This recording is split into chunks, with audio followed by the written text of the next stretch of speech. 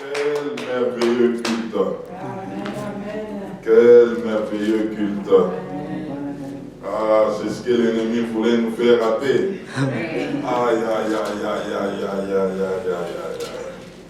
Non, tu peux parler à Satan, tu lui dis tu as échoué. Tu as échoué. Tu as vraiment échoué. S'il y a un échec que l'ennemi a eu, c'est l'échec d'aujourd'hui. L'échec total.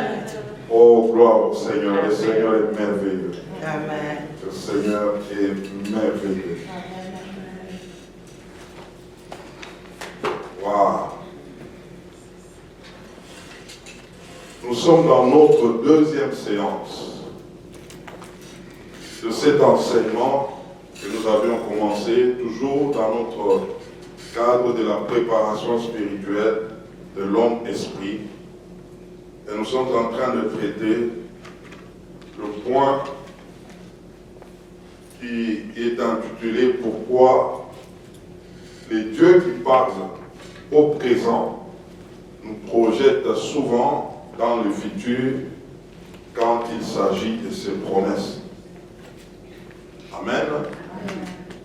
Et même le ciel, il nous a promis au futur, il viendra nous chercher.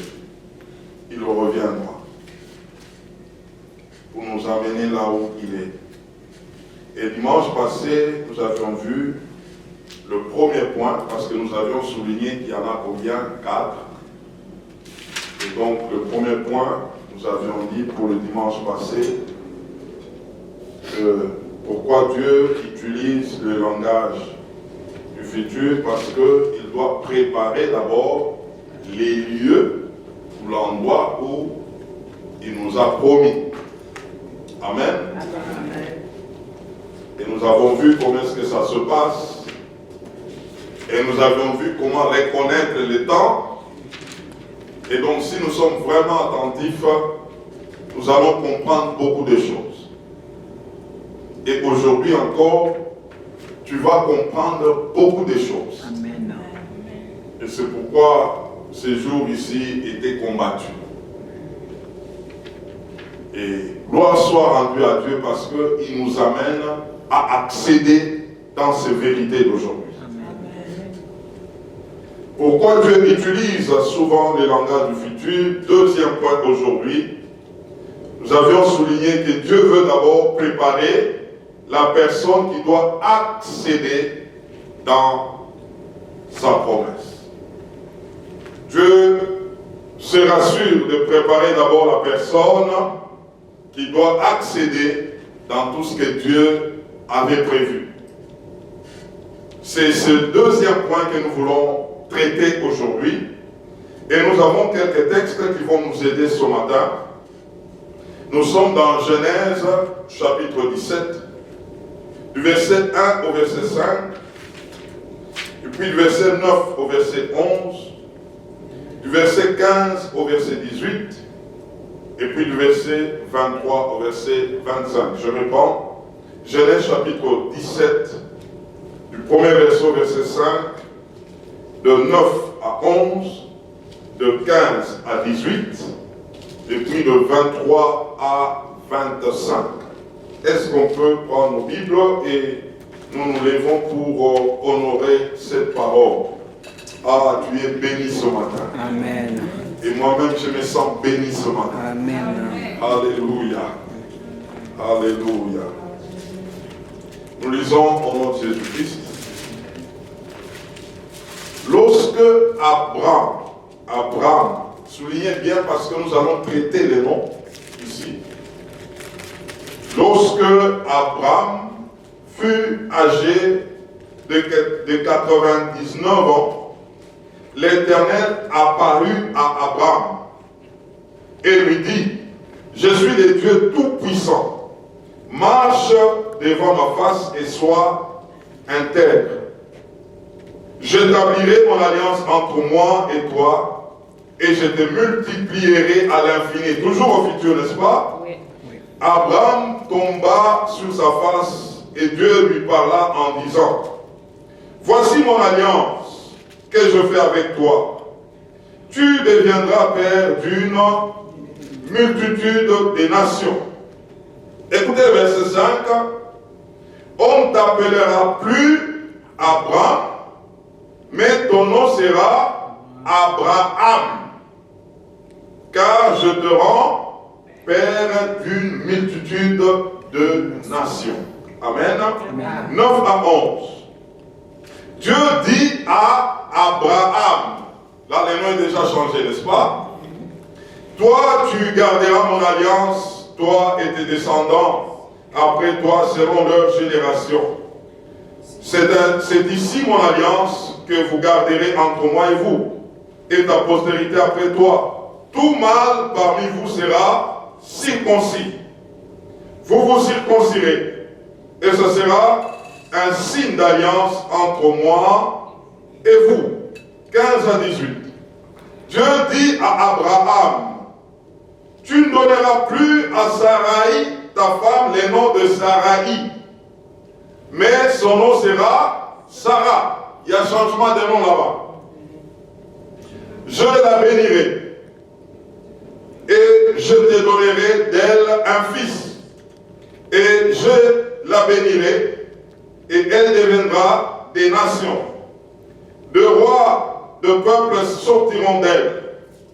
Abraham tomba sur sa face, il rit et dit en son cœur, naîtrait-il un fils à un homme de 100 ans?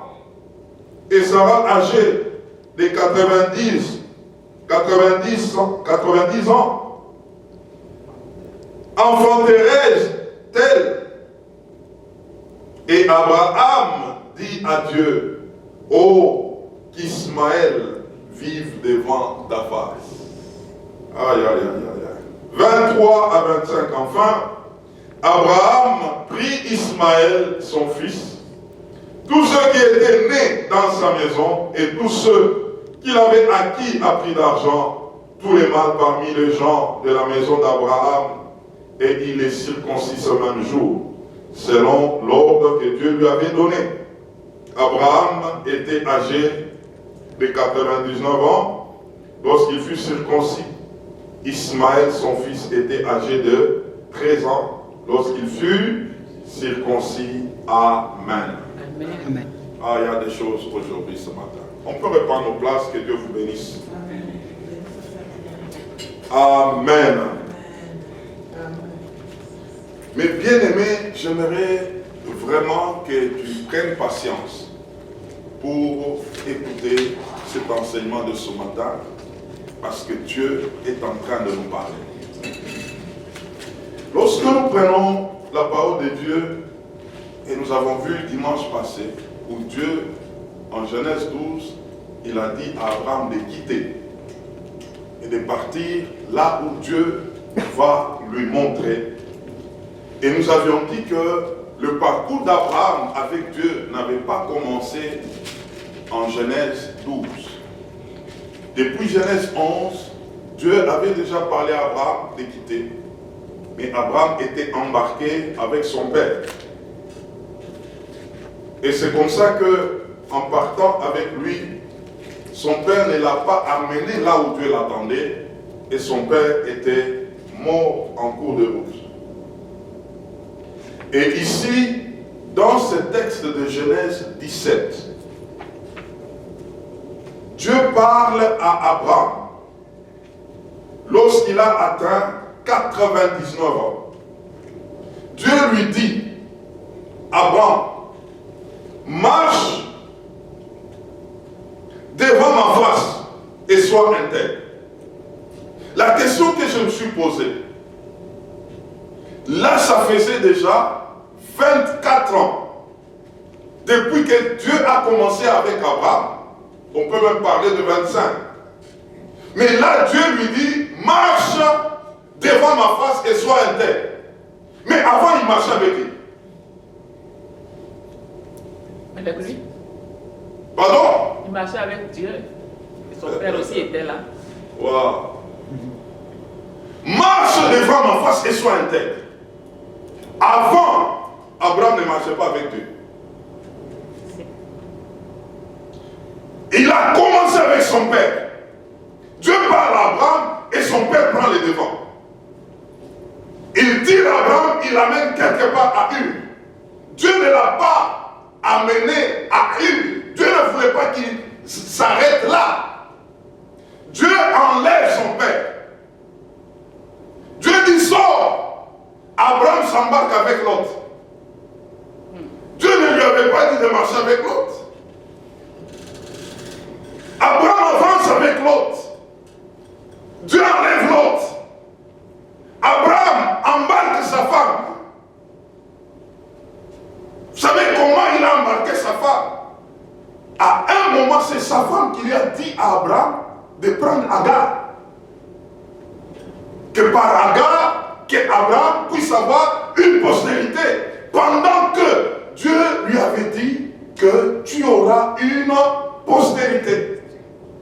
Mais Abraham a suivi les conseils de qui? De Sarai. Pendant 24 ans, il a marché avec son père, il a marché avec l'autre, et il a marché avec Sarai. Maintenant, ils arrivent à ce niveau-là. Dans Genèse 17, Dieu lui dit, ah ici, il faut que je me présente. Pour que les choses changent maintenant.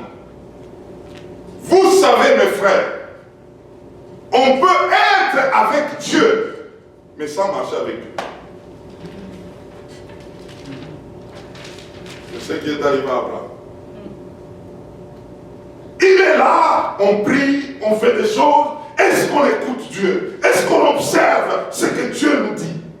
Est-ce qu'on est en train de marcher selon l'impulsion de Dieu?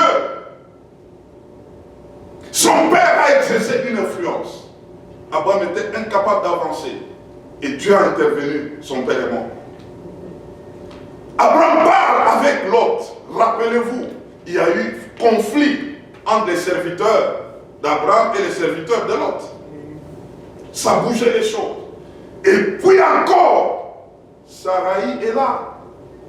Sarai donne un conseil à Abraham. Abraham, la promesse là que Dieu t'a donnée là, ah, elle ne fait que tarder. Et d'ailleurs, regarde ton âge, regarde mon âge. Non, en tout cas, facilitons les choses. Prends seulement qui? Agar. C'est venu de Sarai. Alors là, Abraham est allé vers Agar. Et il a eu un fils. C'est comme ça que, même quand Dieu parle à Abraham, qu'il aura un fils, rappelez-vous, Abraham dira à Dieu, non, d'abord il a même ri, n'est-ce pas? Et il dit à Dieu que Ismaël marche. Ne te complique pas les choses. On a déjà trouvé une solution. Ismaël est là. Mais Ismaël est venu de qui? Il est venu par les conseils de Sarai. Ce n'est pas par moi, Dieu. Vous me proposez une solution qui n'est pas venue de moi. Et ça, c'est un problème. Alors Dieu dit, je dois changer les choses. Il faut que je tue Abraham et que je tue Sarai, que je fasse naître Abraham et que je fasse naître Sarah.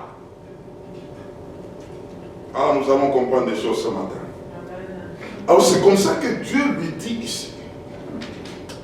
Abraham n'a pas fait bien les choses. Sarai n'a pas bien fait les choses. Il faut que je les enlève. Il parle à Abraham. Il dit, désormais, ton nom sera changé. Et quand on parle du nom, c'est une affaire de l'identité.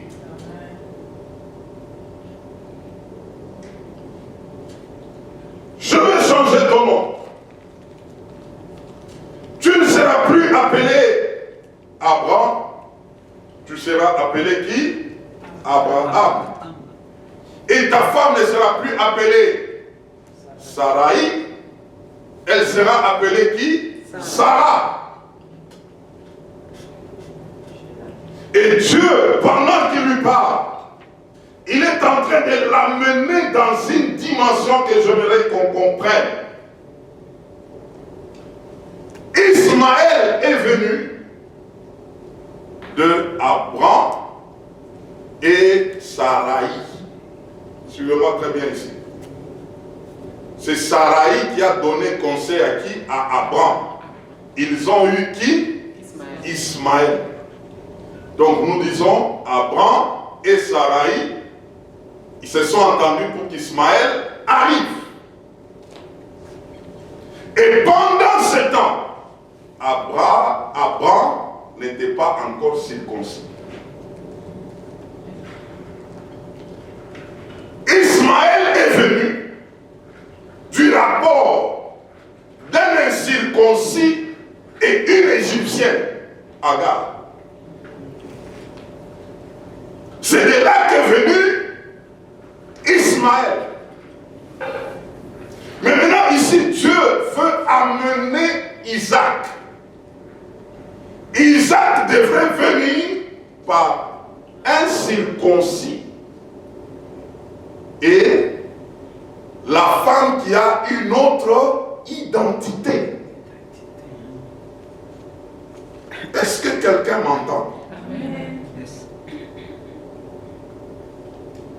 La promesse que Dieu avait faite, c'était une promesse que le circoncis devrait hériter, pas les incirconcis. Donc pour y accéder, il fallait d'abord circoncire Abraham. Et dans la circoncision, nous voyons la dimension de l'alliance. Abraham devait faire une alliance avec Dieu, faire couler les sangs. Parce que pour toute circoncision, nous les connaissons bien, il y a des mamans, il y a des hommes, les sangs doivent couler. Donc, la naissance d'Ismaël, Abraham n'avait pas encore fait couler le sang.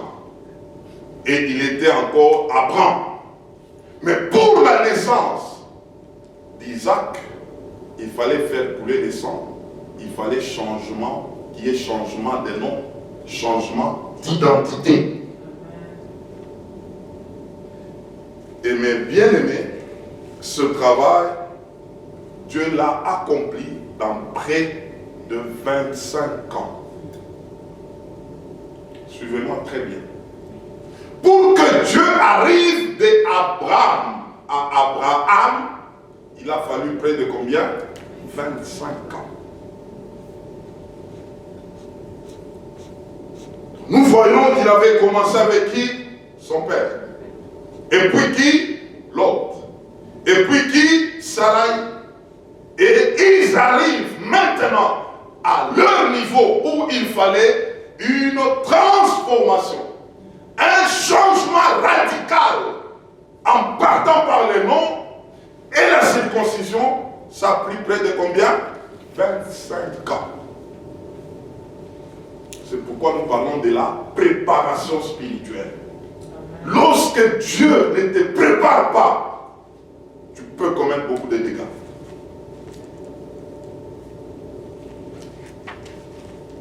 Demande un peu à ton voisin, tu es à quel niveau de la préparation?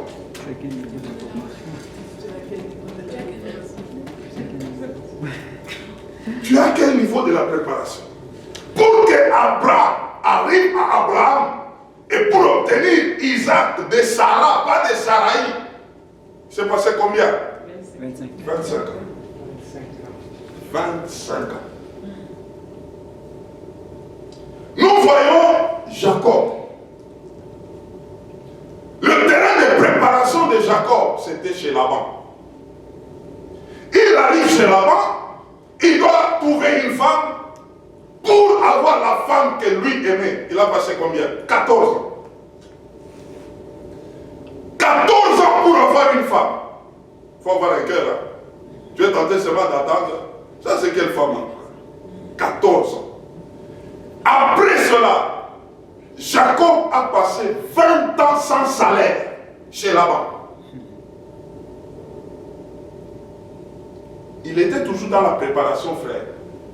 Dieu était en train d'enlever dans Jacob les escroqueries, les mensonges, parce que lui avait menti pour avoir sa bénédiction. Il fallait un travail profond, enlever ça. Que tu sens comment est-ce qu'on t'escroque aussi, comment est-ce que ça fait. Comment est-ce que quand tu voles quelqu'un, toi aussi on te vole, comment ça fait. Un travail que Dieu est en train de faire en lui. Jacob, il a payé la dot pendant 14 ans. Et puis on ne lui donne même pas la femme. Jacob, chez Laban, c'est lui qu'on a épousé. Lui a épousé la femme. Mais les papas, les beaux-pères, l'a pris, il l'a annexé même dans sa famille. Il devient un homme qui a une femme, et lui et sa femme, ils habitent dans la famille de la femme. Et pas habiter seulement, il est devenu au service de son beau-père. L'affaire de Jacob, il a mis combien d'années? 20 ans. 20 ans de préparation. Il s'est dit non, il faut qu'il puisse fuir. Parce que ça ne va pas. En fuyant, il fait la rencontre avec Dieu en route. Dieu l'arrête encore. Et Dieu le frappe dans la moiture. Jacob se retrouve, il y avait et le travail qu'il a eu sur le plan physique là, et le travail spirituel. Maintenant, Dieu lui pose la question. Quel est ton nom? Et Jacob dira, moi c'est Jacob, le voleur. Dieu dit, je te change ton identité maintenant. Amen. Tu deviens Israël. Amen. Après combien de temps? 20 ans. 20 ans. On l'a transformé dans son identité et même physiquement. Jacob marchait maintenant en boitant. Il avait quitté chez lui, il marchait correctement, mais le travail de Dieu était tellement profond et il a touché même son corps. Waouh! Et Jacob se retrouve, il pouvait maintenant aller vers son héritage. Amen. Nous prenons Joseph. Je ne suis pas encore entré dans mon message. Je suis en train de vous présenter les décors. Joseph a eu les songes. À quel âge? À 17 ans. Il parle avec ses frères. Les frères le créent des problèmes. Et les frères se diront, il va dominer sur nous. Il faut maintenant qu'on termine avec lui. Ruben l'aîné, il voulait le sauver. Il le jette dans la citerne. Mais pendant que ses frères, Siméon et Lévi, c'était des frères violents. Eux voulaient les tuer. On les tue seulement qu'on en finisse parce que ce petit ici, il est en train de nous parler des choses. Il nous dit qu'il va nous dominer. Il nous dit qu'il va régner sur nous. Qu'on les tue seulement. Judas dira, non, qu'on ne les tue pas. Qu'on puisse les vendre. C'est Judas qui avait parlé à ses frères pour qu'on puisse les vendre.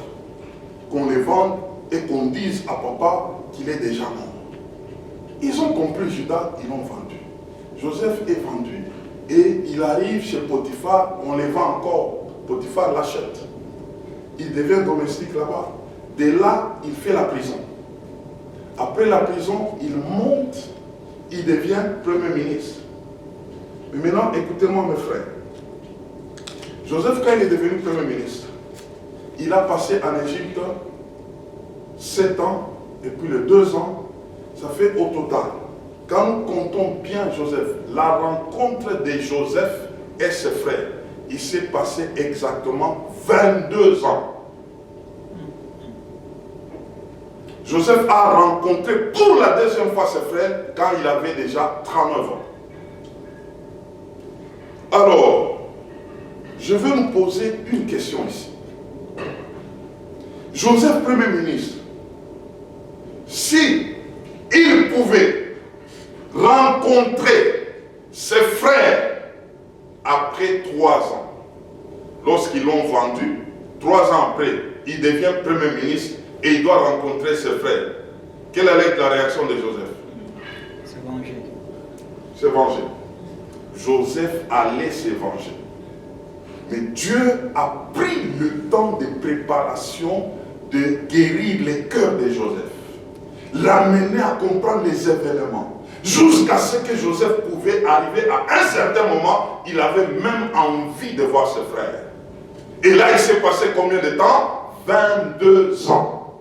Et quand rencontré, il ne s'était pas vengé. Il était dans la joie de retrouver ses frères. C'est pourquoi la préparation est tellement capitale lorsque nous marchons avec Dieu. Il y a des choses, c'est vrai, que Dieu t'a promis. Mais il y a un temps où Dieu doit préparer ton cœur. Dieu doit préparer ton attitude. C'est comme ça qu'aujourd'hui, et d'ailleurs vous n'allez pas me dire le contraire, il y a beaucoup de gens, quand on lui parle des gens, il va te dire, non, les gens sont des méchants. Moi, on m'a déjà déçu beaucoup de fois. Moi, je ne fais plus confiance aux gens. Pourquoi tu ne fais plus confiance aux gens? Tu n'étais pas préparé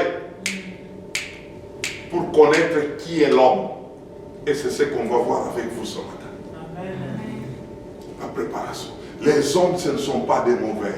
Ce ne sont que des instruments que Dieu prépare, que Dieu fait avec toi. Tu vas rencontrer des hommes de plusieurs catégories. Ils ne sont pas des méchants. Le vrai problème, tu n'étais pas préparé. Tu n'étais pas préparé. Quel que soit l'état de quelqu'un, il peut être toujours un instrument pour toi, pour te modeler, pour te travailler. Et si tu pouvais comprendre que je passais par des formations afin que j'apprenne, afin que mon cœur n'ait pas mal.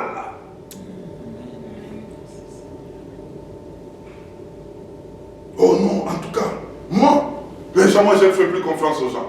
Non, moi, en tout cas, les gens sont des mauvais. C'est comme ça qu'il y a même d'autres. Moi encore me marier. Non. On m'avait tellement déçu. Les gens, non, tu ne les connaissais pas. Tu devrais être préparé. Si tu pouvais être préparé, tu allais connaître qui est l'homme. Comment l'homme se comporte. Oh, c'est pourquoi cet enseignement, l'ennemi voulait le combattre. Aujourd'hui, tu entendras des choses. Je n'ai pas encore commencé. Gloire au Seigneur.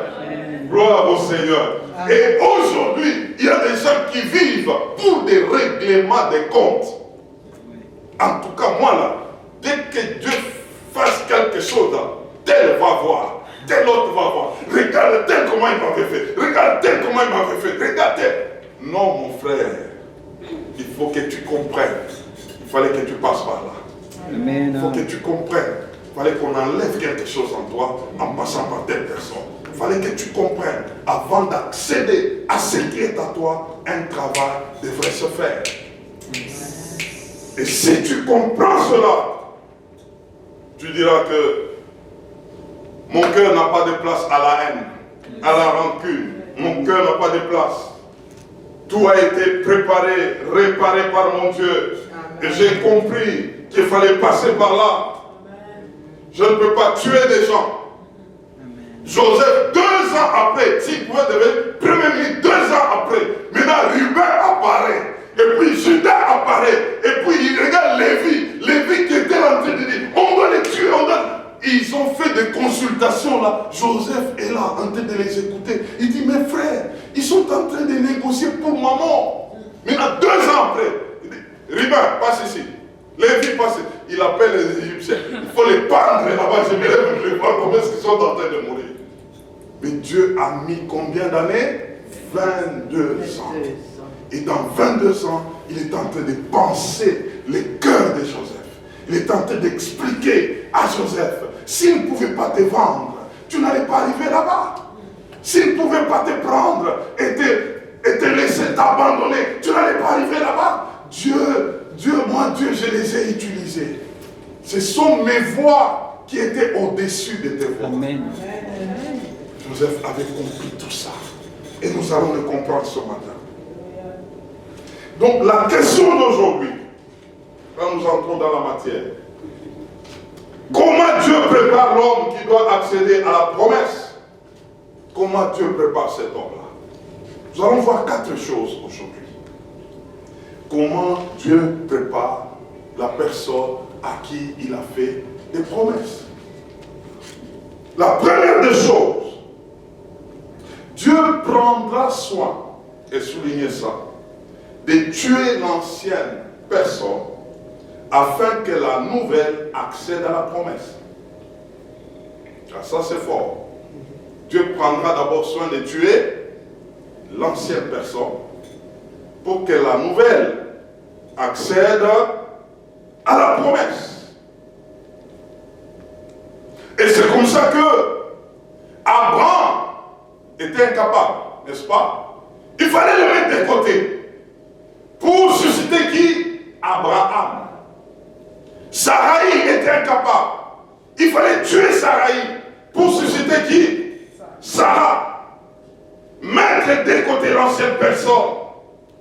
Cette ancienne personne a des rancunes, a la colère, a la haine, a la jalousie, a les règlements des comptes, a les caprices, a l'égoïsme, a les envies, a les convoitises de tout genre. Une telle personne ne doit pas hériter. J'aimerais te dire quelque chose et j'aimerais que tu soulignes ça. Jésus n'est pas venu dans ta vie pour améliorer ton ancienne vie. Mais c'était pour tuer l'ancienne vie. Amen. Ça, il faut que tu écrives. Jésus n'est pas venu dans ta vie pour améliorer ton ancienne vie. Cette ancienne vie-là, pleine de rancune, colère, haine, jalousie, convoitise, caprice, égoïsme, envie. Il n'est pas venu pour ça, pour l'améliorer. S'il l'améliore, ça sera catastrophique. Il est venu pour faire quoi? Il est venu pour tuer ça. Une façon de faire où quelqu'un est en train de dire, bon, on m'a fait ça, moi aussi je vais retourner. Je dois rétorquer ça. Je dois répliquer. J'attends seulement le temps. En tout cas, je travaille encore. Dès que j'ai fini là, eux aussi verront. Jésus est venu tuer ça. Amen. Pas améliorer ça. C'est pourquoi 2 Corinthiens 5, 17 nous dit quoi? Lorsque nous devenons en Christ, les anciennes choses sont passées. Voici, toutes choses sont devenues nouvelles. Amen. Il est venu pour arrêter les anciennes choses. Arrêter avec Abraham et Saraï. Arrêter avec l'ancienne personne pour susciter la nouvelle. C'est la nouvelle qui va accéder dans ce qui est à toi. Tu es Abraham et donner naissance à Abraham. Tu es Saraï et donner naissance à Sarah. Tu es Jacob et donner naissance à qui? À Israël. Tu es Osée et donner naissance à Josué. Yes. Et en toi, qui est-ce qu'on a tué? Ah, demande à ton voisin, qui est-ce qu'on a tué là? Ou bien continuer la vie.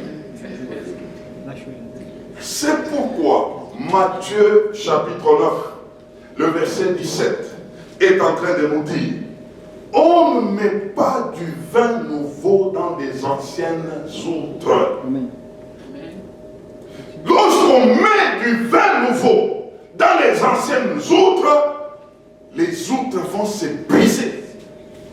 Le vin nouveau, on doit le mettre dans de nouvelles outres. La promesse de Dieu, comme ce vin nouveau, a besoin de nouvelles outres. Sinon, ça va se briser.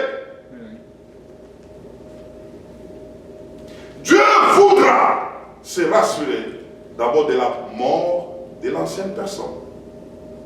Parce que ce n'est pas elle qui doit hériter. Elle doit partir. Elle est considérée comme des anciennes outres. Et c'est pourquoi on parle de la nouvelle naissance authentique. La nouvelle naissance authentique concerne une nouvelle personne qui n'a rien à voir avec l'ancienne.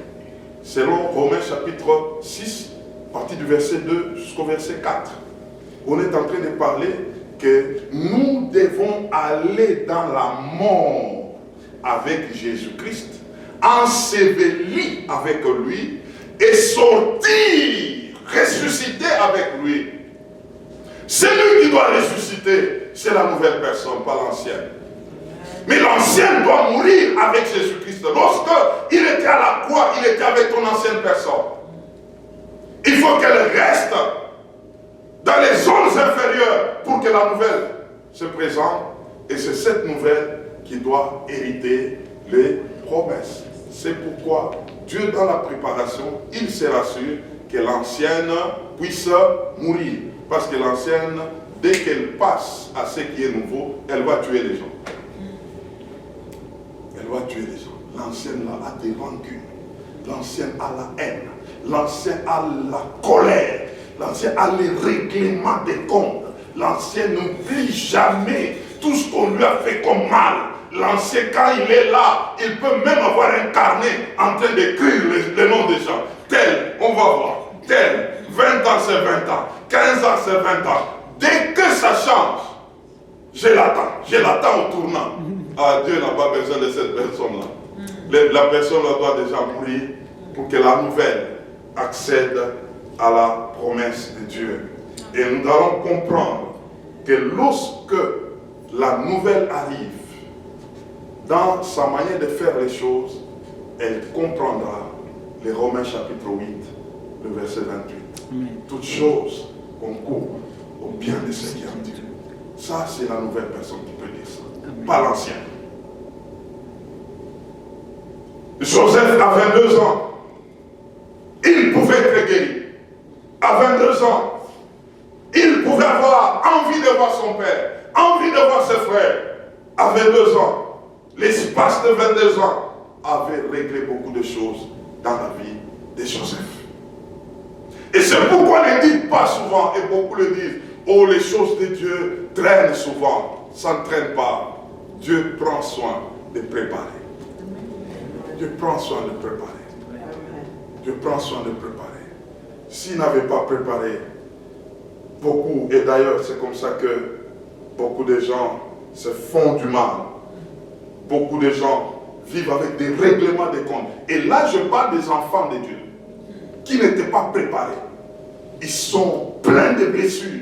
Ils sont en train d'attendre des gens au tournant. Parce que tel m'a fait, tel m'a fait. Mais si Dieu pouvait te mettre dans un cycle de préparation, tu n'allais pas attendre les gens. Tu allais bénir les seigneurs et comprendre des choses. Amen. Deuxièmement, pourquoi Dieu nous projette dans les futurs? Dieu veut se rassurer si nous sommes devenus malléables entre ses mains. Ah, ça c'est vraiment profond.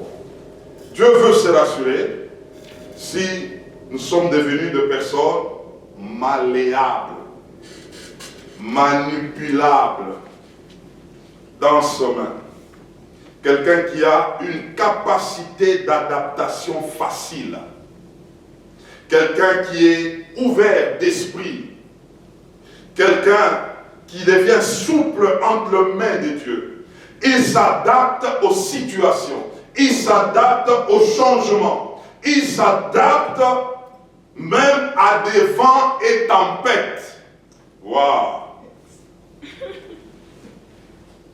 On change l'atmosphère. Quelqu'un, non, je deviens en danger. Ça, c'est un danger pour moi. Non, je dois rester à la maison.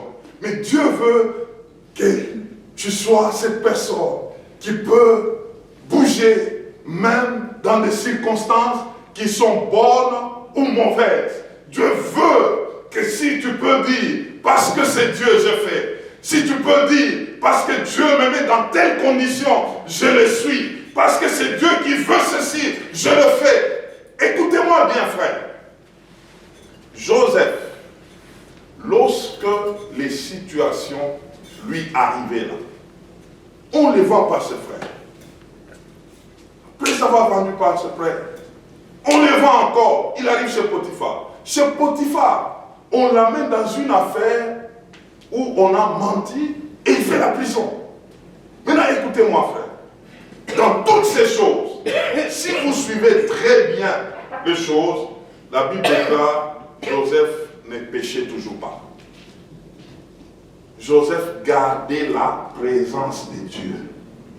Il était toujours avec Dieu. C'est pourquoi chez Potiphar, Dieu l'a rendu prospère, un domestique prospère.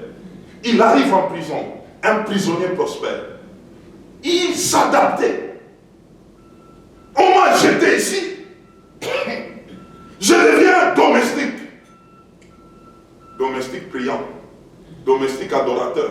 Domestique louant Dieu. Il est en train de louer Dieu. Mais on l'a vendu comme domestique. La grâce de Dieu vient sur lui. On le fout en prison. Prisonnier prospère. Prisonnier avec Dieu. Mais on l'a mis là-bas d'une manière injuste. Il n'est pas resté là-bas pour faire un deuil. Il n'est pas resté là pour dire Dieu m'a abandonné. Il n'est pas resté là pour dire en tout cas Dieu m'a oublié. Moi aussi je vais l'oublier. Joseph s'adaptait facilement. C'est ça, être malléable dans le main du Seigneur. Quelles que soient les circonstances, toi tu t'adaptes. Oh, donc cette année, Dieu me veut de cette manière, je dois m'adapter en ça. Je dois m'adapter en ceci. Il suffit seulement que quelque chose change dans la vie de quelqu'un qui priait, il arrête la prière. Donc moi, avant de prier là, j'aimerais d'abord voir clair. Ici, je vois que Dieu m'a abandonné. Parce que moi, j'étais avec Dieu. Regarde les gens qui sont avec Dieu, ils ne sont pas comme moi. Frère, sois malléable. Je ne sais pas ce que Dieu est en train de t'enseigner. Il veut savoir si dans les hauts et dans les bas, tu resteras toujours stable. Il veut comprendre jusqu'où tu peux aller avec lui. Comment est-ce que, ne fût-ce qu'une situation t'arrive, tout s'arrête. C'est ça les enfants de Dieu d'aujourd'hui. Non, je ne comprends pas. Non, je ne comprends pas. Il y a un homme, c'est l'apôtre Paul. Paul arrive à Philippe, plutôt à Césarée, chez Philippe, pendant qu'ils sont en train de prier. Un prophète se lève, il prend la ceinture de Paul. Il dit, on me donne un message que les messieurs dont cette ceinture appartient, on va l'arrêter et on peut même le mettre en prison. Paul se lève et dit, vous parlez de l'arrestation, moi je suis prêt pour la mort. Les autres là commencé, quand le message est sorti, les autres commencent à pleurer. Oh Paul, oh, on veut t'arrêter. Paul dit, ne pleurez pas sur moi. Moi là, même la mort, je suis prêt à ça. Amen. Un homme malléable. Amen. Il sait s'adapter aux situations de Dieu. Tant que je serai avec Dieu, il me bouge à gauche, je vais à gauche. Il me bouge à droite, je vais à droite. Il me bouge de l'avant, j'avance. Je sais que je suis avec Dieu. Dieu voulait que Joseph arrive à ce niveau-là. Joseph n'a pas bougé dans sa foi. Joseph a accepté toutes les situations, les hauts et les bas. Il les a acceptés. Malléable. Malléable. Est-ce que Joseph comprenait tout ce qui lui arrivait? En ce temps-là, Joseph pouvait se dire, je ne comprends pas ce qui m'arrive, mais ce que j'ai au moins, c'est en quoi je suis sûr, je suis avec Dieu. Je peux m'accrocher à ce Dieu. Il me fera comprendre. Même si ça tarde aujourd'hui, je ne comprends pas les choses qui se passent autour de moi, mais Dieu finira par me faire comprendre ces choses. Parce que je suis avec lui. Laissez-moi vous dire, quel que soit le temps, des situations, des circonstances, tu t'accroches à Dieu. Un jour, Dieu va t'offrir les choses. Il dit, voilà comment est-ce que j'avais fait ces choses. Voilà, là tu ne comprenais pas. Comprends maintenant. Comprends maintenant. Comprends maintenant. Mais en attendant, accroche-toi à ces dieux-là. Accroche-toi. Accroche-toi. Accroche-toi. Qu'est-ce que Dieu poursuit en toi? Dans des situations où il veut te rendre malléable, qu'est-ce qu'il poursuit en toi? J'aimerais te dire ce matin, et retiens ça. Les situations qui nous arrivent, les hauts et les bas, pour que Dieu le fasse comme s'il n'est pas là. Dieu veut faire de toi un instrument de consolation pour les autres. Ah, ça, souligne ça. 2 Corinthiens chapitre 1, verset 3 à 7. Dieu veut faire de toi un instrument de consolation pour les autres. Mais pour que tu sois un instrument de consolation pour les autres, il faut que tu passes par des situations compliqué et qu'en ça, tu n'étais pas mort.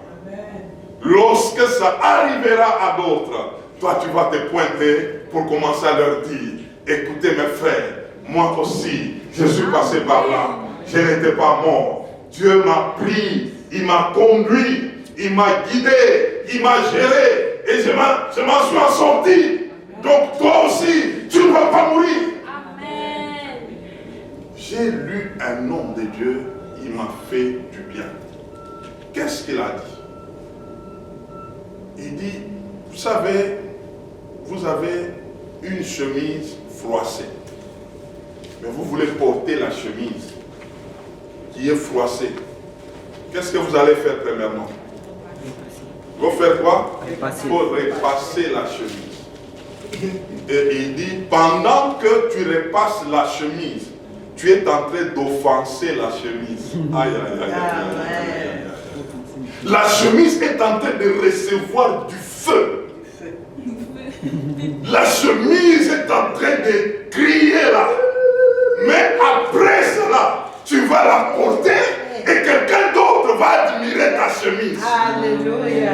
Pendant que la chemise est passée par l'offense, tant que tu ne seras pas offensé par Dieu, tu ne seras pas un consolateur. Il y a des moments de la vie, tu sens comme si Dieu t'offense. Il ne t'offense pas, frère. Il est en train de faire de toi un consolateur pour les autres. Amen. Dernièrement, j'ai vu sur les statuts d'un de mes petits frères biologiques qui est au pays. Je vois son pasteur en train de pleurer. Il venait de perdre sa femme. Quand j'ai vu ça, j'ai appelé mon jeune frère. J'ai dit, qu'est-ce qui se passe? Il dit, non, mon pasteur venait de perdre sa femme et tout. J'ai dit, tu lui dis de m'appeler, j'aimerais parler avec lui. Parce que j'étais déjà aussi offensé, frère. Je sais au moins ce qu'il faut dire. Et je parle avec lui.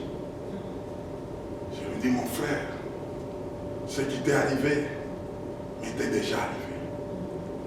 J'aimerais t'expliquer que ce n'est pas la fin. Amen. J'ai commencé à lui donner des paroles, à lui donner des paroles, à lui donner des paroles. Et cet homme, il m'avait tellement remercié.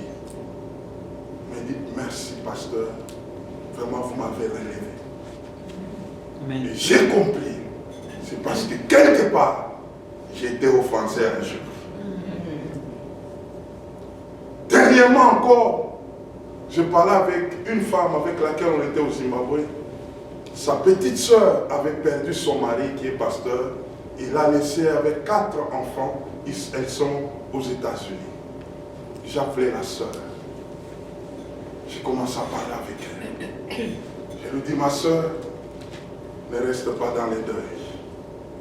Ça fait déjà 2 ans que l'homme est parti. Toi, tu as une vie et avec les enfants. Relève-toi. Je l'ai fortifiée et elle a béni le Seigneur en passant par mes conseils. Amen. Pourquoi? Parce que je suis passé par là. Quand tu n'as jamais perdu une femme et puis tu vas dire non, non frère, c'est comme ça passe. Non frère, va dormir là-bas. Toi tu vas rester avec ton mari là, avec ta femme là. Moi je suis resté seul. Et tu me dis que non, non, Dieu sait. Est-ce que tu connais ce que c'est perdre une femme? Et moi qui vous parle, j'en sais quelque chose. C'est que je peux devenir un instrument de consolation.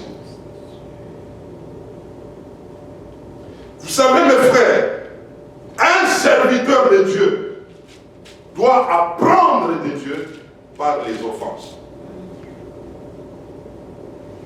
Demande un peu à ton voisin, est-ce que Dieu t'a déjà choqué? Est-ce que Dieu t'a déjà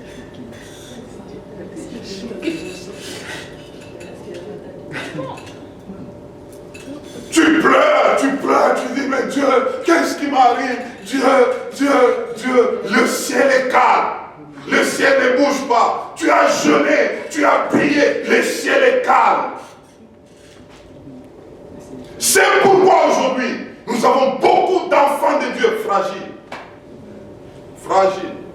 Fragile. Il suffit seulement une petite adversité. Non, moi en tout cas, d'abord que Dieu s'arrange. Sinon moi, il y a même d'autres, en tout cas moi je suis en grève contre Dieu. Moi je suis en tout cas, s'il ne fait rien, en tout cas moi dans ces derniers temps, si je ne peux pas prier, je ne peux pas, en tout cas j'aimerais voir clair. Dieu te regarde.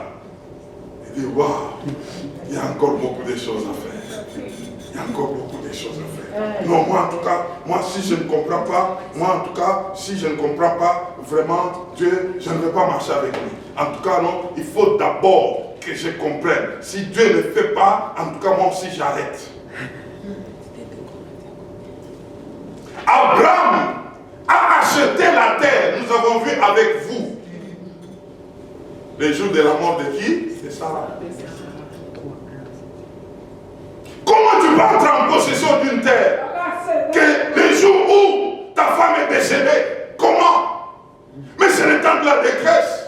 Tu nous as parlé ensemble avec elle. Les jours où la maman des enfants était décédée, je me suis retrouvé quelques temps après. Les portes commencent à s'ouvrir. La voie des voyages commence. On doit aller aux États-Unis. On doit rentrer. La vie change. J'ai dit, Seigneur. Donc il a fallu seulement qu'elle meure. Oh, tu nous avais parlé avec elle. Nous avions enduré avec elle. Très compliqué. Très compliqué. La promesse d'Abraham était avec Sarah. Mais c'est Ketura qui a joui de ça. Comment expliquer ça? Comment expliquer ça? Si tu ne comprends pas ce Dieu-là, tu peux entrer en grève. Tu peux entrer en grève. Oh non, explique-moi d'abord. Non, je ne bouge pas. Abraham, lève-toi. Lève tes yeux. Regarde. Ketura est là. Prends là. La vie continue. Et tu nous avais parlé avec Sarah. C'est pourquoi aujourd'hui, beaucoup de gens sont fragiles. Ils ne comprennent pas les leçons de Dieu. Dieu veut que tu sois malléable. Malléable. Seigneur, c'est toi qui as fait ça? Ok, allons-y. Je sais au moins, je ne vais pas sombrer. Je vais avancer avec toi. Les choses, je les comprendrai un jour. Tu vas me les expliquer un jour. Mais je sais au moins, je suis avec toi. On peut avancer. Quand Dieu regarde, il nous amène dans la troisième dimension. Pourquoi Dieu nous projette dans les futurs? Dieu veut forger notre caractère. Waouh. Tu veux faire quoi? Forger notre caractère. Aïe, aïe, aïe, aïe, aïe, aïe. J'aimerais que tu soulignes quelque chose. Tu dois savoir faire la différence entre la grâce piège et la grâce coûteuse. Ah, souligne ça. Tu dois faire la différence entre quoi? La grâce piège et la grâce coûteuse. Amen. Et tu dois comprendre le vrai sens du mot souffrance. Dites après moi souffrance. Souffrance. Souffrance. Maintenant pose la question à ton voisin. Est-ce que tu aimes la souffrance? Est-ce que tu aimes la souffrance? Aïe, aïe, aïe, aïe, aïe, aïe, aïe, aïe, aïe. On nous a mal présenté l'entendement de la souffrance selon Dieu. La souffrance selon Dieu s'appelle les épreuves, les tests. Alors c'est comme ça qu'on souffre. Ah non, non, moi je ne veux pas souffrir. Moi, non, donc quand on ne peut pas déjà de la soie, tu vois misère, tu vois manquement, tu vois, mais laisse-moi te dire ce matin, l'entendement de la souffrance selon Dieu s'appelle les épreuves et les tests. Waouh, waouh, waouh,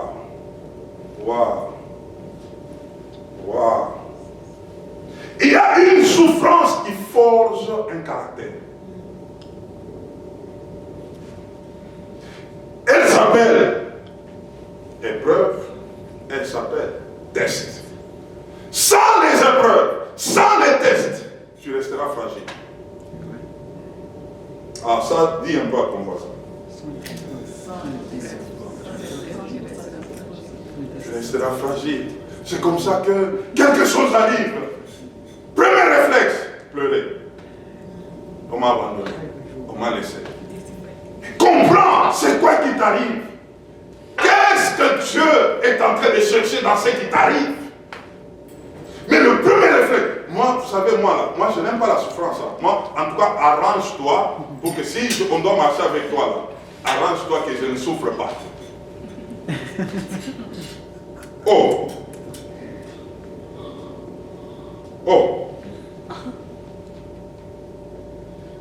Mes frères, quand nous prenons Romains chapitre 8, verset 18, Romains 8, 18, la Bible dit, j'estime que les souffrances du temps présent, mettez entre parenthèses les épreuves, les tests du temps présent, ne sauraient être comparées à la gloire à venir qui sera révélée par nous. Les souffrances du temps présent. C'est comme on te dit, c'est comme peu de choses par lesquelles tu passes afin que la gloire se manifeste. Mais tu ne veux pas passer par ces chemins-là, mais tu t'attends à la gloire. C'est pourquoi la gloire d'aujourd'hui de beaucoup d'enfants de Dieu s'est fabriquée. Une gloire qui n'est pas passée par le chemin de la souffrance. Et ici, comprenons bien, la souffrance c'est quoi? Épreuve et test. Cette gloire-là s'est fabriquée. C'est pourquoi nous retrouvons beaucoup d'enfants de Dieu, mais sans caractère. Parce qu'ils ont refusé quoi? Les épreuves. Ils ont refusé quoi? Les tests. Comment tu vas accéder à la gloire sans passer par ces choses? J'aimerais qu'on voie d'abord c'est quoi la grâce piège. La grâce piège, c'est cette grâce qui ne fait pas mention au renoncement des œuvres mortes. C'est une grâce que l'on présente avec un Dieu bonbon. Vous connaissez un Dieu bonbon? Hein? Tu ne connais pas? Les dieux bonbons. Dieu, moi mon Dieu là, il fait toujours des bonnes choses. Moi c'est bon. Quand je vois quelque chose, non, en tout cas moi j'ai déjà fait une alliance, j'ai dit, Dieu, moi c'est seulement les bonnes choses. Si tu ne fais pas les bonnes choses là, moi je m'arrête. Dieu bonbon. Et il y a des gens qui ont présenté la grâce là comme ça. Même si tu es dans les péchés, même si tu fais des choses, Dieu est bon. La grâce est là. Là où il y a les péchés, la grâce surabonde. Ça c'est la grâce piège. Grâce bonbon. On ne fait pas ressortir l'œuvre de la croix de quelqu'un qui a payé le prix pour t'avoir toi. Grâce bonbon. On communique un entendement chrétien du genre. Le péché n'est pas grave. Il y a quelqu'un qui a déjà tout payé. Toi, si tu tombes là-bas dans le péché là, implore seulement le sang. Le sang va laver. Il avait déjà tout fait. Toi là d'ailleurs, parce qu'il a tout fait, tu es venu en lui, c'est lui qui fera toujours pour toi. Grâce bonbon. Grâce piège. Et nous avons des enfants de Dieu. Dès qu'il devient enfant de Dieu, on l'a mal prêché. On lui a dit, dès que tu deviens enfant de Dieu, Dieu fera tout pour toi. Il fera tout pour toi. Il suffit seulement d'avoir un peu de Christ seulement. Un peu de Christ. Et le reste, c'est lui qui va faire. Il a déjà tout fait. Mes frères, si vous avez affaire à quelqu'un, même c'est pourquoi nous avons des enfants aujourd'hui, ils ne connaissent pas le prix de la vie. Parce qu'on les a mal enseignés. Quand tu donnes quelque chose à un enfant, il faut lui dire la source de ce que tu as eu pour apprendre à l'enfant de respecter la source.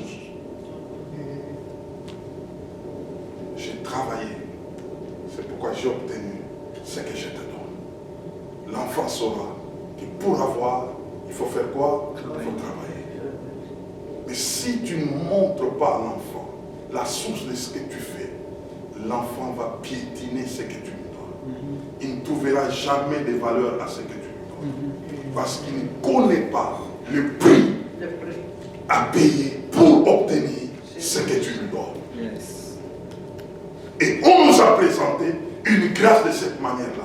Jésus a tout payé, Jésus a tout payé, Jésus a tout payé, mangeons, buvons, car demain on va mourir. Jésus a tout payé, Jésus a tout payé. Tu tombes là-bas, tu te relèves là, tu demandes seulement, Jésus a tout payé. Expliquez comment Jésus a tout payé. Amen. Il n'a pas fait cas de sa vie.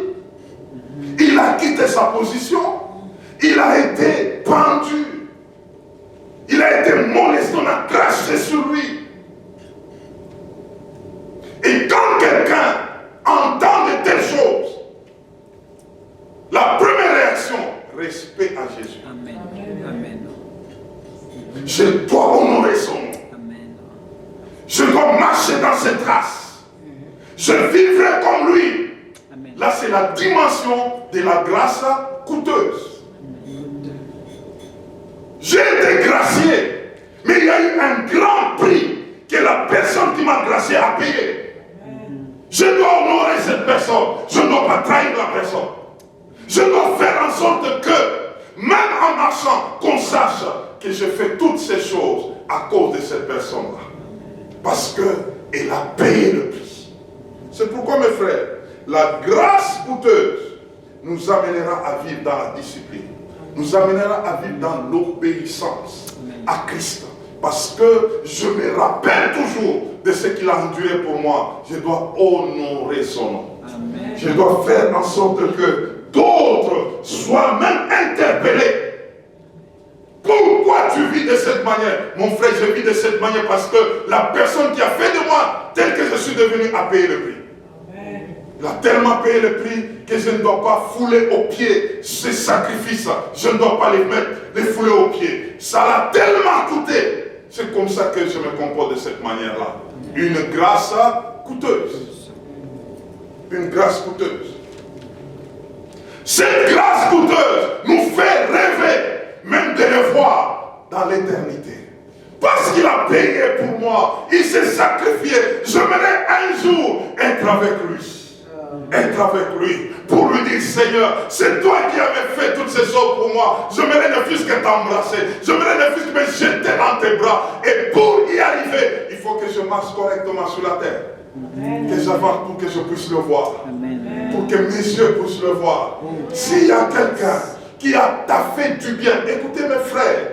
Oh, gloire au Seigneur. Amen. Jésus-Christ t'a sauvé. Il t'a racheté avant même que toi tu ne sois né. Il a anticipé les saluts.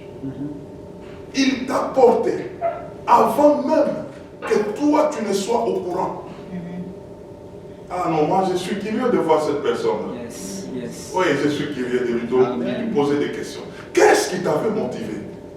Ah, on va le comprendre ce matin. Gloire au Seigneur. Et ça s'appelle quoi? La grâce coûteuse. Cette grâce coûteuse, c'est ce qui nous amène à endurer même dans les épreuves, dans les tests. Et c'est cette grâce qui forge en nous le caractère. C'est cette grâce qui font de nous des hommes et des femmes stables dans les Seigneurs. Qu'il pleuve, qu'il vente. Je connais le prix de la personne qui m'a sauvé. Je tiendrai bon. Amen. Je tiendrai bon. Yes. Je tiendrai bon. Quelles que soient les vagues, quelles que soient les tempêtes, Amen. Je ne veux pas me laisser dans cette grâce piège. Non, non, non. Je dois accéder dans la grâce coûteuse. Yes. Alors, la bonne question ici, alors j'aimerais que tu la poses à ton voisin. Tu es passé par où pour devenir ce que tu es maintenant? Est-ce par la grâce piège ou la grâce coûteuse? Aïe, aïe, aïe, aïe, aïe, aïe, aïe. Aïe, aïe, aïe, aïe. Il y a une dimension ce matin. Dans la grâce coûteuse, il y a des épreuves, il y a des tests. Dans la grâce coûteuse, il y a quoi? Il y a des épreuves, il y a des tests. Pourquoi les épreuves? Pourquoi les tests? J'aimerais souligner 4 choses rapidement avant qu'on touche à l'autre point, l'autre grand point. Pourquoi les épreuves? Parce que les épreuves purifient notre foi. Ou encore purifient notre confiance en Dieu. Dieu ne sera jamais sûr si tu l'aimes réellement sans que tu n'aies passé par des tests, par des épreuves. C'est peu de choses de dire à Dieu je t'aime. Lui a payé. Et quel prix! Mais maintenant, il veut seulement savoir de ton côté un peu d'épreuves, un peu de tests, pour savoir si réellement tu lui fais confiance, pour savoir si réellement tu l'aimes. Mais les enfants de Dieu aujourd'hui, test, non. Épreuve, non. Grâce à piège. Grâce piège. Deuxièmement, pourquoi les épreuves, pourquoi les tests? Parce que les épreuves enlèvent les mauvaises racines en nous. Les épreuves font quoi? Enlèvent les mauvaises racines en nous. Quelquefois, il se peut que tu ne te connais pas encore. Il faut qu'il y ait un test pour que tu saches qui tu es. Il se peut que tel que tu es là, il se peut qu'on te donne seulement un couteau et quelqu'un t'énerve et tu le poignardes, mais tu ne sais pas. Et par une épreuve, par un test, on saura où tu vas savoir de qui tu es réellement. Les épreuves, les tests dévoilent nos cœurs. Ça nous amène à comprendre qui nous sommes réellement et afin de commencer à faire mieux. Sans une épreuve, tu ne sauras même pas à quel niveau où tu es avec Dieu. Tu ne sauras pas. Comment tu le sauras? Il faut passer par des épreuves. Est-ce que tu peux faire confiance à Dieu s'il passe avec toi une semaine sans $1? Tu seras malade. Tu vas toquer partout, pour dire non, en tout cas, non, je ne comprends pas, c'est Dieu ici, en tout cas, moi, je suis prêt maintenant à tout, prêt. Une semaine seulement, prêt à tout, tu veux faire quoi? Épreuve, test. Ça dévoile l'état de nos cœurs. Troisièmement, pourquoi les épreuves? Parce que les épreuves nous font grandir en Christ. Nous amènent à la maturité. Quelqu'un qui a connu des épreuves et qui tient bon, cette personne commence à faire quoi? À grandir dans les choses de Dieu. Peut grandir dans la patience, peut grandir dans la persévérance, peut grandir dans le caractère, dans l'amour. Et c'est par des épreuves, par des tests. Donc c'est ce que les enfants de Dieu n'aiment pas. Quatrièmement, enfin, pourquoi les épreuves? Les épreuves nous rendent stables intérieurement. Ah, ça c'est fort. Pas des hommes et des femmes versatiles. Pas des femmes et des hommes changeants. Ils changent à tout moment. Une situation arrive, ils changent. Tu ne sais pas les retrouver. Et ça, c'est le manque de caractère. Et c'est pourquoi il faut cet ingrédient qui s'appelle les épreuves ou les tests pour que tu sois stable. Pour que tu sois stable. Oh, que Dieu nous aide. Amen. L'intérieur de l'homme est bâti par les épreuves. Et c'est pourquoi d'autres parlent de quoi? Des souffrances. Ce n'est pas une souffrance. Ce sont des épreuves, ce sont des tests.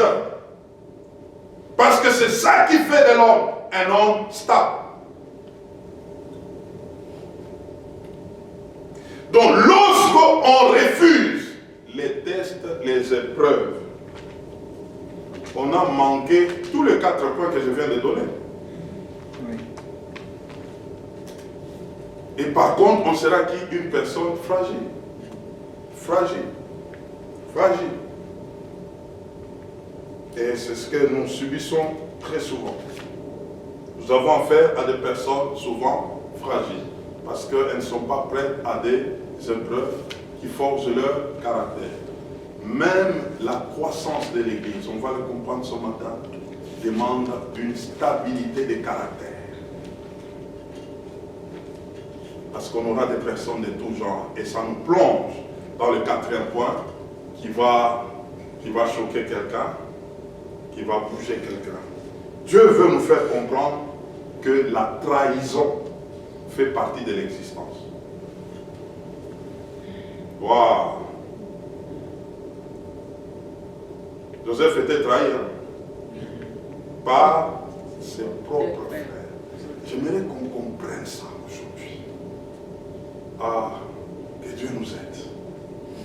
J'ai dit quoi? La trahison fait partie de l'existence. Là où tu vis avec les gens, suivez-moi très bien. Soyez prêts qu'on peut être trahi par ceux qui sont à côté de toi. Ah, ça devient compliqué. Mais il faut que tu apprennes ça. Nous sommes souvent surpris par des gens et nous commençons à les appeler des méchants, des ingrats, des ceci ou cela parce que nous n'étions pas préparés à ça.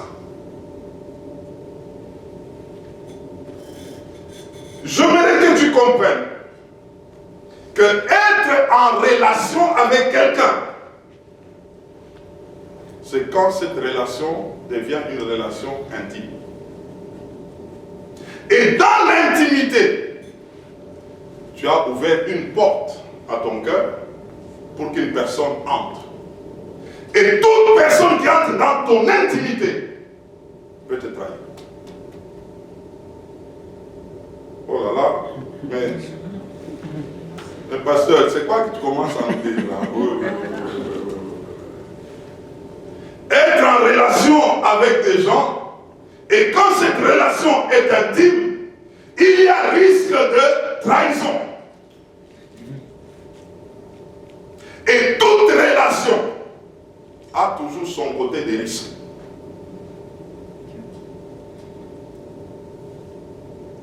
Pose un peu la question à ton voisin. Pourquoi les gens se trahissent?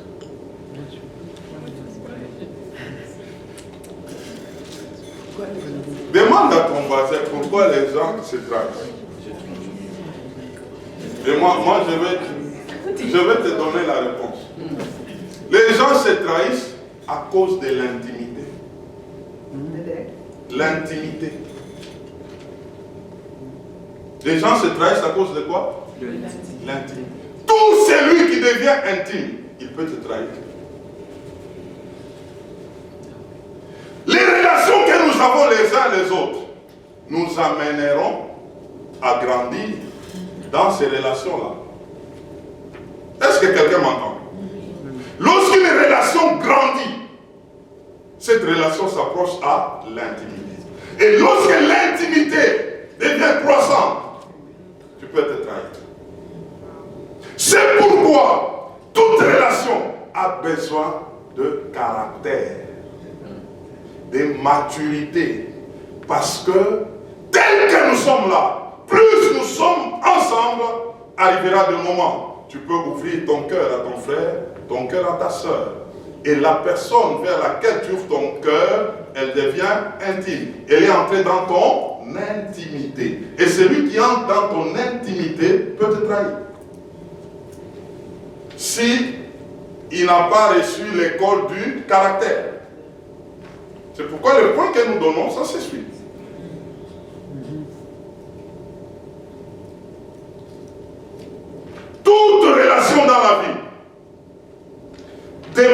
toujours un rapprochement. Et il y a même quelqu'un qui peut se dire, donc, à quoi bon d'être intime avec les uns ou les autres? Chaque relation demande toujours des niveaux de croissance.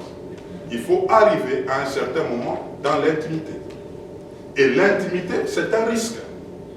Risque de quoi? De trahison. Vous savez, si vous ne comprenez pas ces choses, c'est pourquoi il y a des gens qui disent non, en tout cas moi, je n'ai pas confiance aux gens. Parce que moi, on m'a trahi, tel m'a trahi. Il t'a trahi pourquoi? Quelque part, vous aviez une intimité. C'était le niveau de la maturité qui n'était pas à la hauteur. Je peux vous poser une question. Oui. Qui avait trahi Jésus? Judas. Qui avait choisi Judas? Jésus. Pourquoi choisir quelqu'un qui va te trahir? Jésus lui savait que dans toute relation qui accède dans l'intimité là, il faut toujours avoir aussi cette dimension de risque. Joseph, qui l'ont trahi? Ses propres frères. Pourquoi? Qui peut me donner la réponse? L'intimité. Pourquoi l'intimité? Joseph a eu les songes. Dans l'intimité, il a partagé avec ses frères. S'il n'était pas près de lui, il n'allait pas leur partager ça. Il n'aurait pas à avoir leur problème. L'intimité peut nous amener dans la trahison. Il ne faut plus être intime à quelqu'un ou à quelqu'un d'autre. Non, c'est la loi de la vie. Les relations nous amèneront toujours dans l'intimité. Tu peux aimer quelqu'un, tu ouvriras ton cœur. Et je peux vous choquer un peu. C'est pourquoi dans les mariages, la personne qui peut détruire l'autre, ça peut être la femme ou l'homme. Parce que nous là qui sommes mariés, notre intimité est arrivée même à la nudité. On peut te détruire. Vice versa. C'est pourquoi toute relation demande une maturité. Je vais arriver jusqu'où avec la personne. Dès que nous entrons dans l'intimité, il y a des choses que je ne peux jamais trahir. Je ne peux jamais livrer.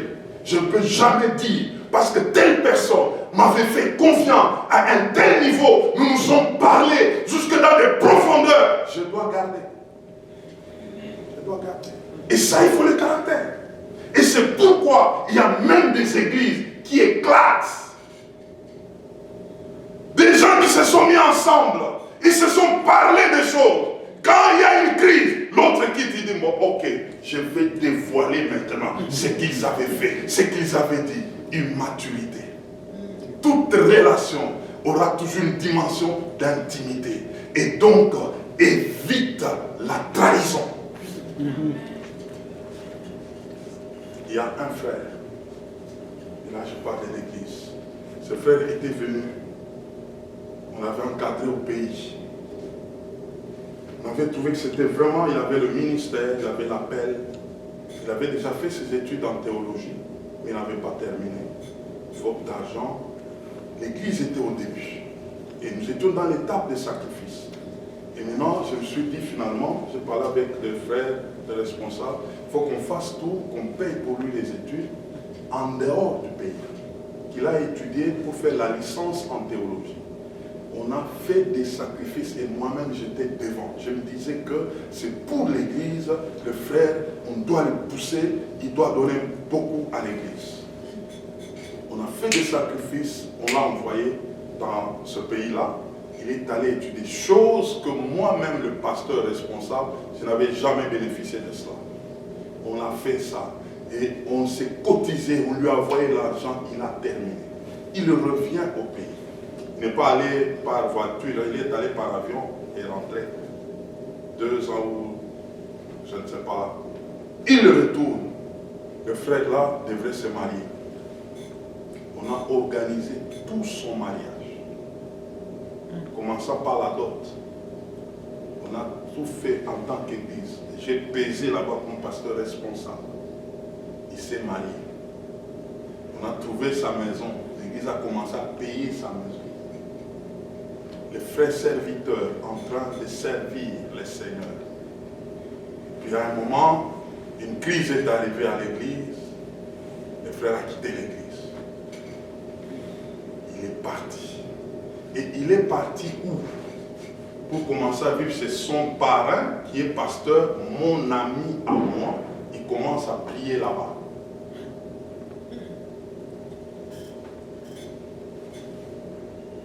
J'avais pleuré. Je dis bien, j'avais pleuré. Pas pleurer comme ça, j'avais sorti des larmes.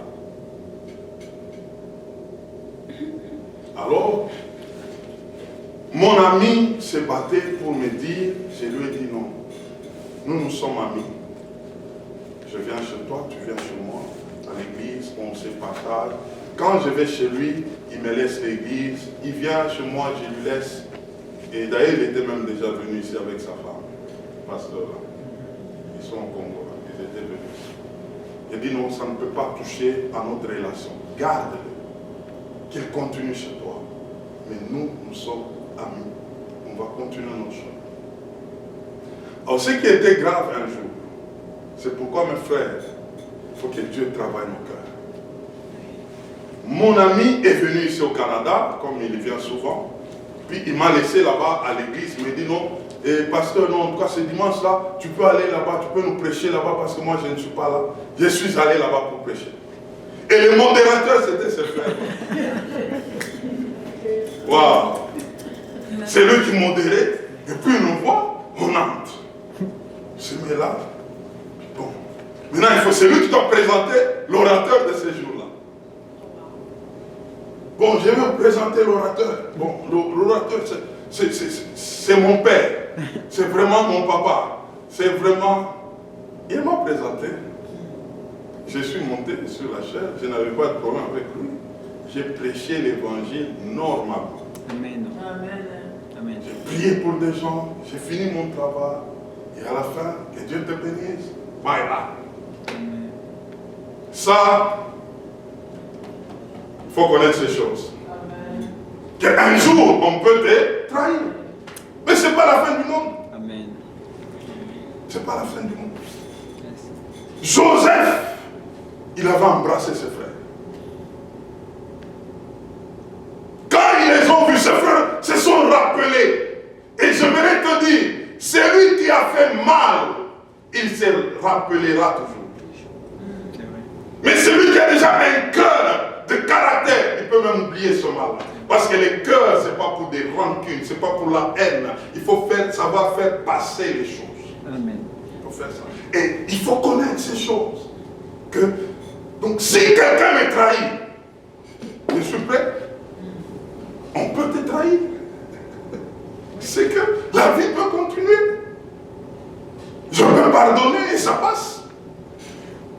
Mais si tu ne connais pas ces choses, en tout cas, on m'a trahi, on m'a trahi, on m'a trahi. En tout cas, moi là, telle personne là, en tout cas, je vous dis que, attendez, même vous là-bas, s'il arrive là-bas, ne le recevez pas.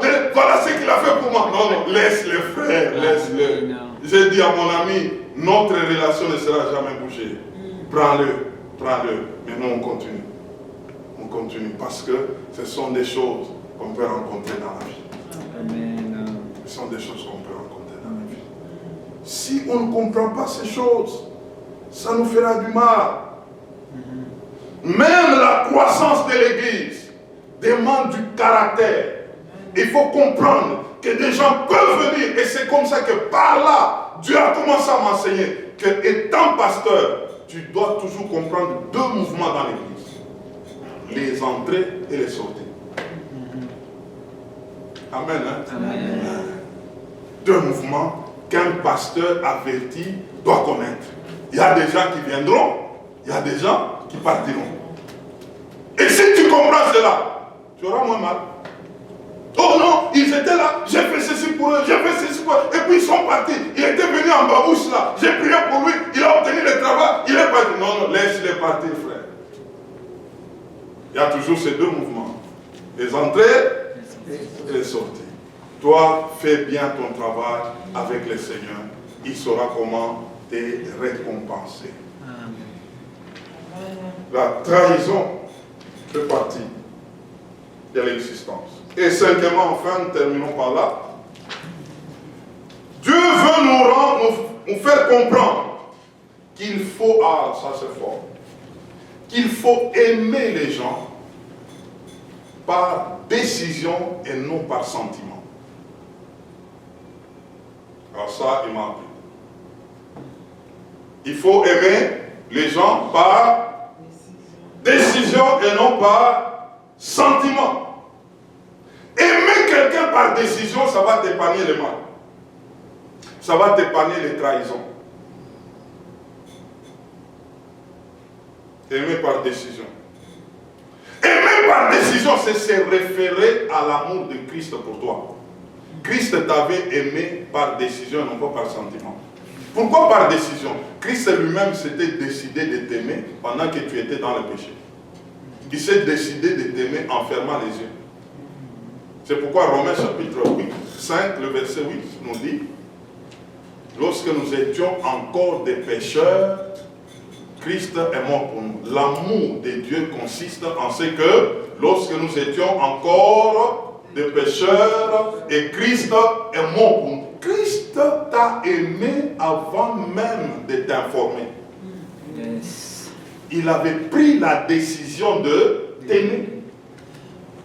Et donc, si nous voulons bien vivre avec des gens, ayons la décision d'aimer et non pas les sentiments.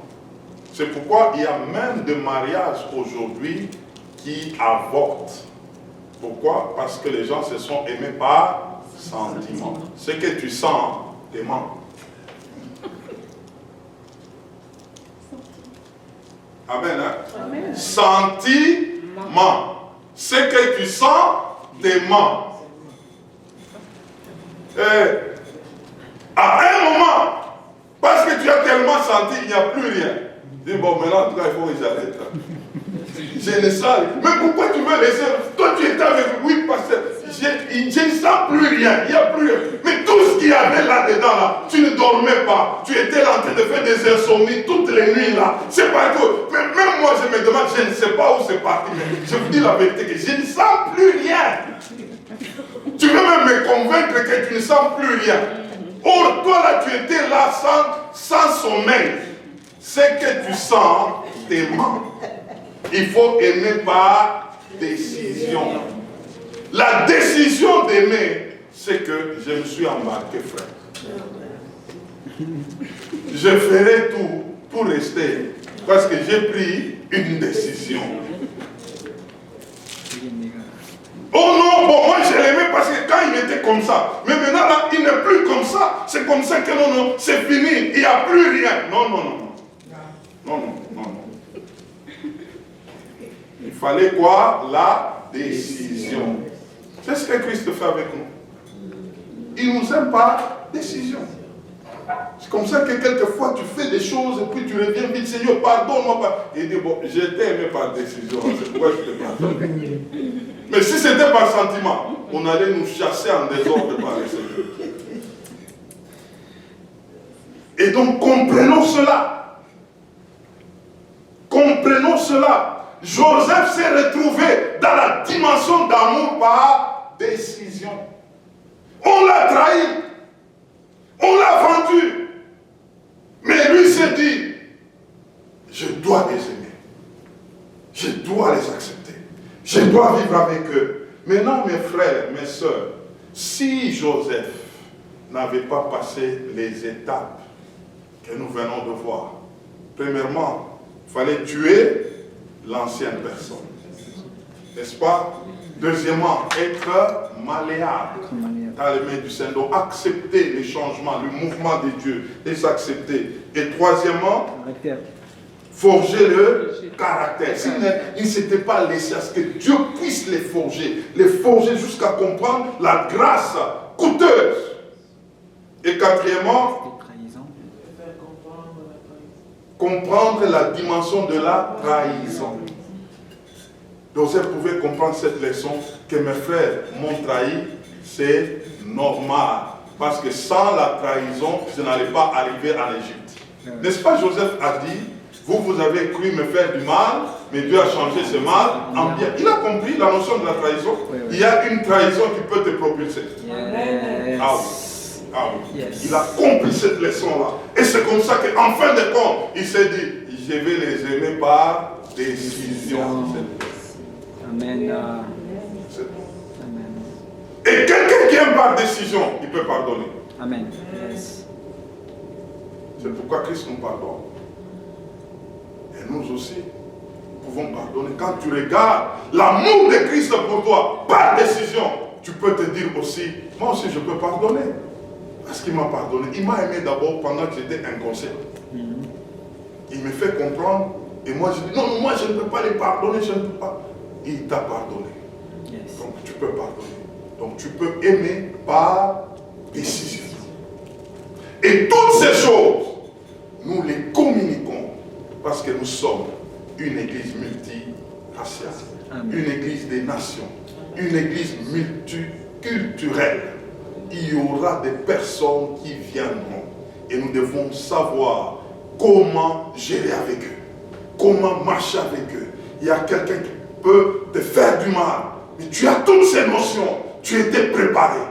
Tu étais préparé. C'est pourquoi je vous ai dit, même la croissance de l'église, Dieu tient compte de toutes ces choses.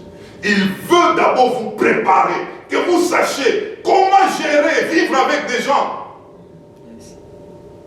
Moindrement, non, entre moi c'est fini, je ne viendrai pas, on m'a trahi. Frère, tu as compris ici qu'on peut te trahir. Et la vie ne s'arrêtera pas. Il y a quelque chose que Dieu peut faire en passant par ce que tu vas connaître là. Dieu forge ton caractère pour que quand quelqu'un d'autre puisse venir, tu sauras rester stable. Dieu est en train de travailler en toi, que tu sois malléable, que tu comprennes que tu sois une source de consolation. Parce que tu as vécu des choses et ces choses-là commencent à guérir des gens. Tu peux parler à quelqu'un par ton histoire et la personne est acceptée par le Seigneur. Tu vas comprendre que Dieu ne m'a pas abandonné. Il y a des choses comme ça qui peuvent arriver. Oh, quelqu'un est béni ce matin. Amen. Quelqu'un est béni ce matin. Amen. Et donc, nous voulons clôturer pour dire la volonté de Dieu est que tu ne sois pas surpris par des événements. Amen. C'est pourquoi il te prépare de cette manière. Et tu ne sois pas surpris par des événements. Il y a des choses qui peuvent t'arriver, mais Dieu, quand tu es avec lui, il est en train de tracer une histoire. Amen. Et tu seras quelqu'un par qui il parlera à plusieurs. Que Dieu bénisse sa parole. Amen.